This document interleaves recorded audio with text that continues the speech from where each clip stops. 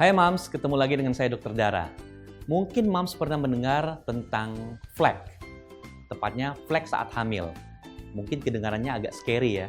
Tetapi apa sih sebenarnya flek saat kehamilan tersebut? Tonton video berikut ini. Tapi jangan lupa subscribe dan nyalakan dulu loncengnya.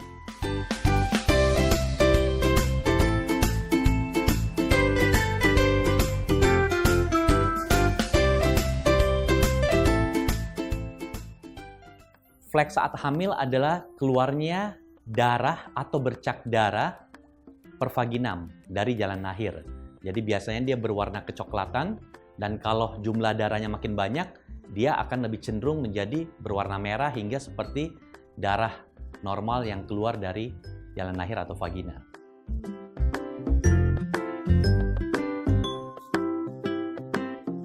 Di awal kehamilan ada yang namanya perdarahan implantasi.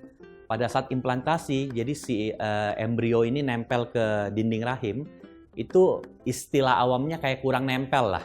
Jadi kadang-kadang dia masih ada flek sedikit atau dia baru mulai menempel, jadi belum terlalu kuat akarnya. Itu bisa saja terjadi. Tapi seiring dengan berjalannya waktu, peningkatan hormon, kehamilan makin dalam, biasanya flek itu akan berkurang. Yang berbahaya jika flek tersebut tuh semakin banyak, diiringi dengan perut terasa kram-kram kayak mau mens. Nah, itu jangan-jangan bisa menjadi suatu ancaman keguguran.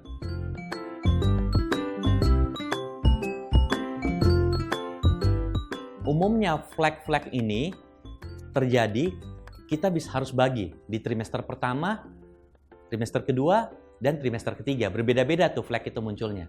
Kalau di trimester pertama itu biasanya karena awal-awal kehamilan yang seperti saya bilang tadi itu kurang nempel. Jadi belum terlalu masuk, belum terlalu kuat lah akarnya. Itu bisa terjadi seperti itu dan memang itu bisa saja menyebabkan terjadi keguguran tuh. Nah, kalau di trimester kedua itu biasanya akibat kelainan nempelnya plasenta. Biasa itu ada yang namanya plasenta previa, plasentanya letaknya di bawah. Dia menutupi lubang jalan lahir, jadi itu bisa terjadi flek. Nah, itu ketahuan dengan pemeriksaan USG. Kalau ternyata bukan, dokter biasanya melakukan pemeriksaan spekulum, diintip dari jalan lahirnya. Karena bisa saja flek itu terjadi akibat mulut rahim yang terinfeksi atau luka. Kok bisa luka? Salah satunya bisa karena akibat hubungan suami istri. Jadi muncul flek-flek, tetapi bukan dari dalam rahim, tetapi cuma dari mulut rahimnya saja. Flek di trimester ketiga ini sedikit lebih tricky. Normalnya, flek di trimester ketiga ketika sudah mau melahirkan. Pada saat kehamilan menginjak kehamilan paling tidak 37 minggu. Ada flek karena pembukaan rahim mulai terbuka. Tetapi trimester ketiga harus kita ingat itu dimulai dari kehamilan 7 bulan sampai 10 bulan. Nah, contohnya kalau flek itu terjadi di kehamilan 8 bulan atau 32 minggu, itu kita harus waspada. Apa waspadanya? Jangan-jangan ada risiko terjadi kehamilan prematur karena mulut rahim udah mulai terbuka. Jadi ini juga Mams harus perhatiin nih. Kalau umpamanya Mams di sini ada yang hamil tua, sudah trimester 3, sudah 37 minggu lebih dan flek, nggak usah khawatir, mungkin udah mau lahiran. Tetapi kalau justru sebelum 9 bulan, masih 7 atau 8 bulan ada flek, Mams harus waspada. Jangan-jangan pada saat itu mulai terjadi pembukaan mulut rahim. Dan itulah tanda-tanda yang namanya persalinan prematur. Jadi kalau itu terjadi, Mams harus ke dokter. Dokter akan memberikan terapi supaya mudah-mudahan persalinan tersebut dapat kita tunda selama mungkin. Agar kehamilannya optimal. Jadi berbeda-beda flek di setiap usia kehamilan.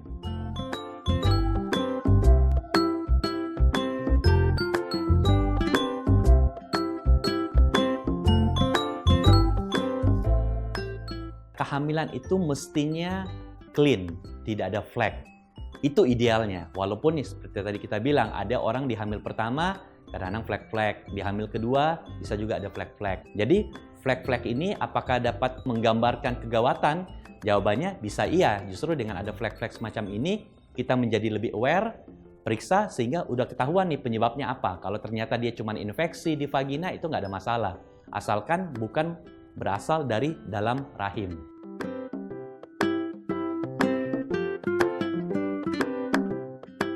Kalau ibu hamil mengalami flek, ini kita berbicara terutama yang di trimester pertama ya. Langkah yang pertama dilakukan adalah bed rest. Istirahat, gak ngapa-ngapain. Kalau perlu makan aja di tempat tidur. Turun dari tempat tidur cuman kalau mau kamar mandi.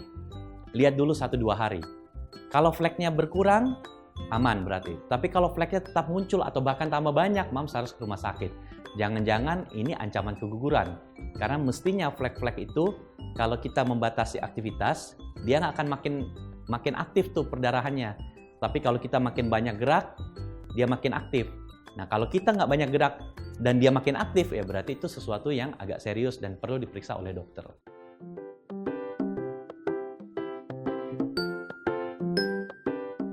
Flek yang disertai dengan kram perut atau kontraksi rahim itu adalah flek-flek yang harus diwaspadai. Karena bisa saja mengeluarkan isi rahim, yaitu kehamilan itu sendiri. Jadi kalau mams sudah merasa ada flek dan perutnya udah nyeri-nyeri kayak mau mens, saran saya sebaiknya langsung ke dokter. Karena biasanya dokter akan memberikan terapi tidak cuma bed rest, supaya kehamilan tersebut dapat diselamatkan. Dokter akan memberikan satu yang namanya penguat kandungan. Penguat kandungan itu hormon progesteron. Seperti itu. Dan kedua, biasanya dokter akan mengkombinasikan dengan obat anti kontraksi. Jadi rahim itu sebisa mungkin tidak bergerak. Bergerak itu kontraksi, dibikin anti kontraksi supaya rahimnya tenang. Terus kandungannya itu yang sudah mau lepas dikasih penguat kandungan supaya dia dapat menempel lebih bagus lagi. Disertai dengan aktivitas mam yang minimal, contohnya kayak bed rest, jadi nggak terlalu banyak gerak. Jadi dengan demikian, kehamilan yang tadinya mau lepas, dia bisa menjadi tidak lepas dan bahkan menjadi lebih kuat lagi.